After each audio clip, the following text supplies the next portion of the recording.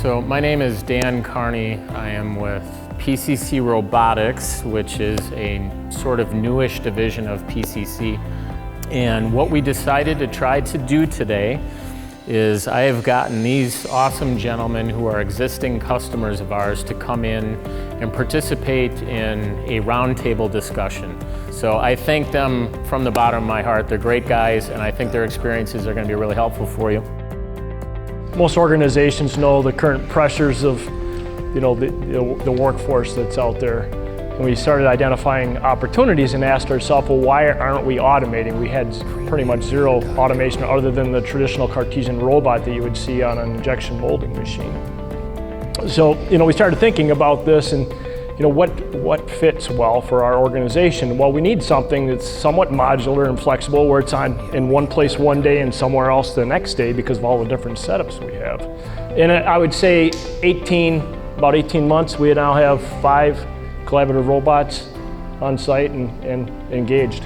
And now we just got approval for another one in our New Hampshire location. So, our vision was, how do we do automation in run quantities of 50, 100, 200, but in order to grow, we've got to be able to have our people accomplish more in the day.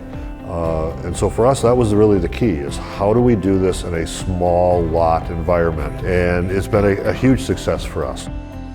First off, they save a lot of space. So I come from a custom automation company where everything's caged. It takes up a lot of floor space. The first thing I noticed with these is like, wow, I can put this thing anywhere and not have to worry about, it hitting something or breaking something.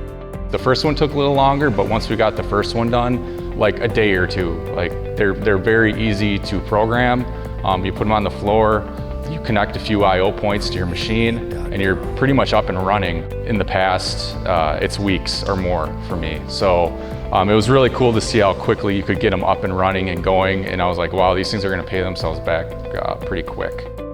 And they're just very easy to operate. I can't say enough how quickly and easily you can learn how to program one. I'm sure a high school kid could come in and probably learn pretty quick. I had the opposite reaction than these guys had. They were very well received, and the guys were excited to learn the new technology, and they've been running great.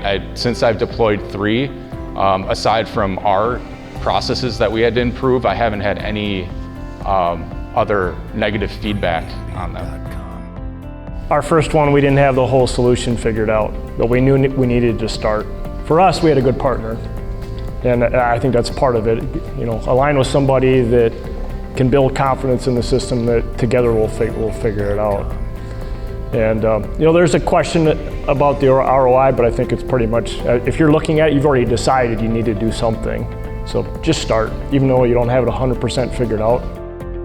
I also encourage you, if you do get into this, you're not going to have it all figured out. Get it started, get it running, and then listen to your operators, because the ones that are out there working with this are going to come up with great ideas for staging more parts, or how to maybe cut some time out of the cycle time, or a better way to make disposition, or whatever it is. So I think there's a ton of value out there. It's always good to see people engaged and interested in the technology and throwing in and helping out. I can't thank these guys enough. Let's give them a hand.